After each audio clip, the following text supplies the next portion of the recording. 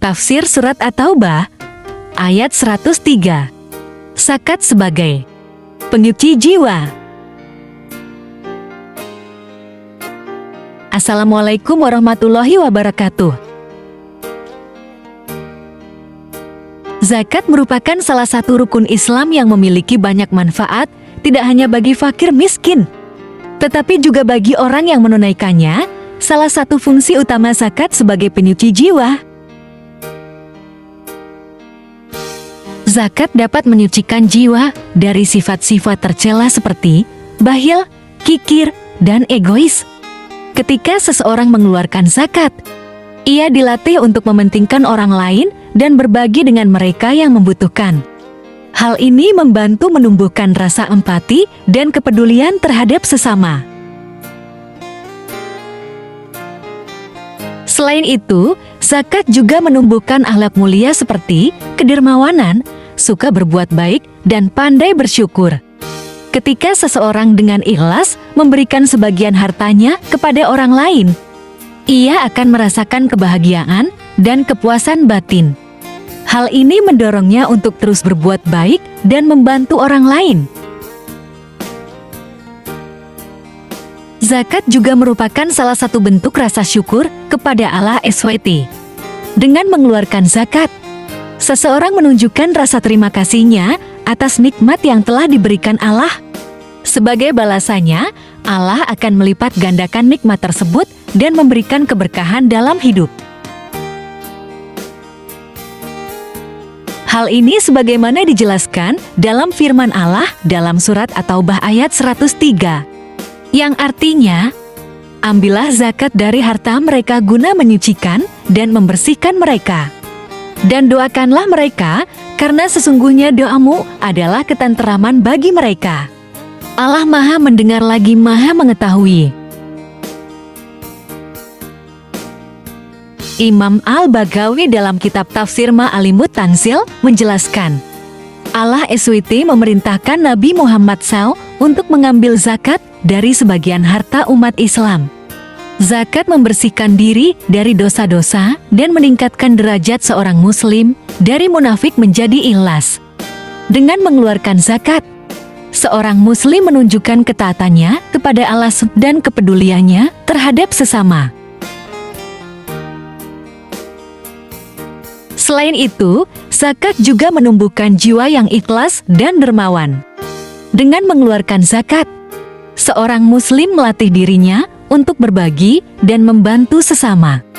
Hal ini akan membantunya menjadi pribadi yang lebih baik dan lebih dekat dengan Allah SWT. Imam Al-Baghawi menjelaskan, yang artinya, ambillah zakat dari harta mereka guna menyucikan dari dosa-dosa mereka dan membersihkan mereka. Dengan zakat itu, maksudnya, kamu tingkatkan mereka dari derajat orang-orang munafik ke derajat orang-orang yang ikhlas. Sikatakan pula, zakat itu mengembangkan harta mereka. Dan berdoalah untuk mereka, maksudnya doakanlah mereka dan mohonkan ampunan bagi mereka. Al-Baghawi, Ma'alimut Tanzil, Riyadh, Darut Taibah, tahun 1411, juz 11, halaman 91.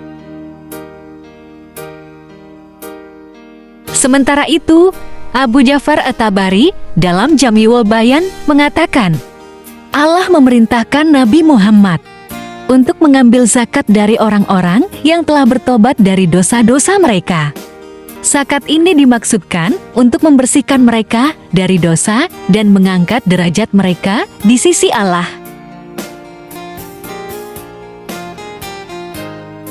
Sebab, zakat hakikatnya dapat membersihkan diri dari dosa karena merupakan bentuk penyucian diri dan harta.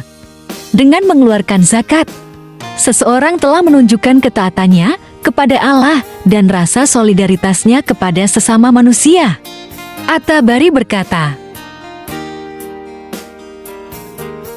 yang artinya, Abu Ja'far berkata, Allah Ta'ala berfirman kepada Nabi Muhammad SAW, Hai Muhammad, ambillah dari harta orang-orang yang telah mengakui dosa-dosanya dan bertobat darinya. Sedekah yang mensucikan mereka maksudnya dari kotoran dosa-dosa mereka.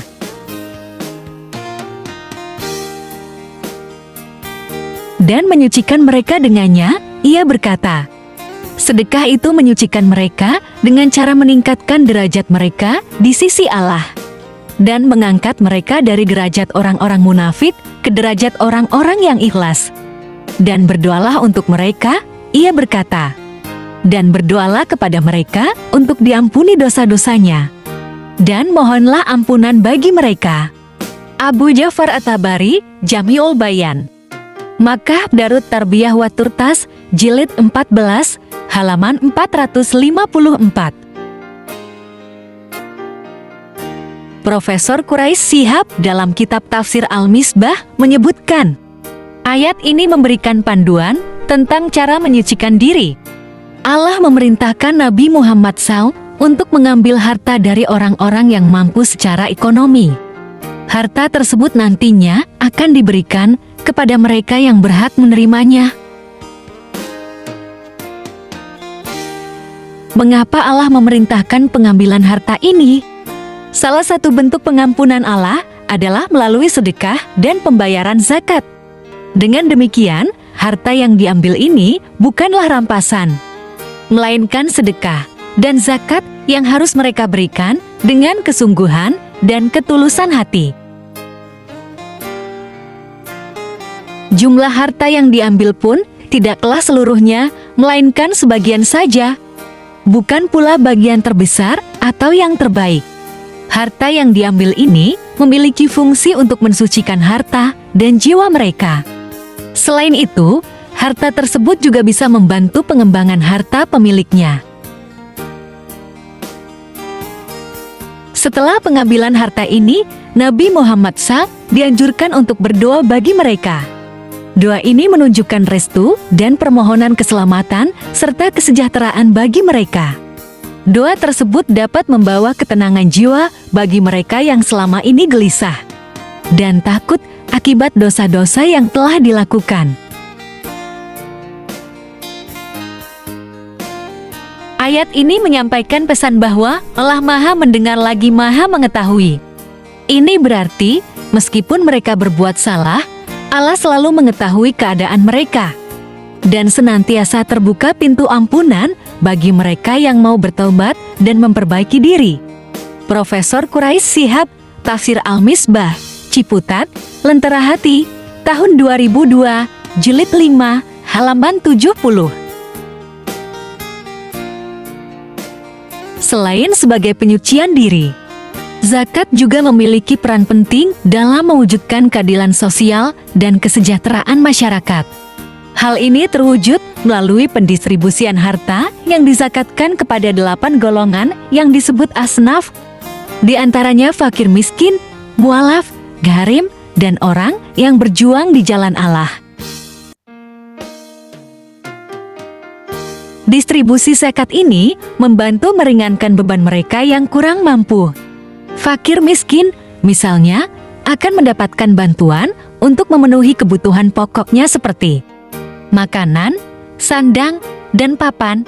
Mualaf, di sisi lain, akan mendapatkan bantuan untuk memahami agama Islam dan beradaptasi dengan lingkungan baru.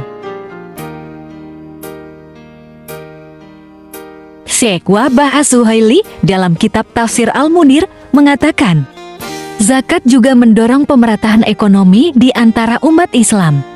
Harta yang dizakatkan tidak hanya membantu mereka yang kurang mampu, tetapi juga dapat digunakan untuk membiayai program-program pemberdayaan ekonomi.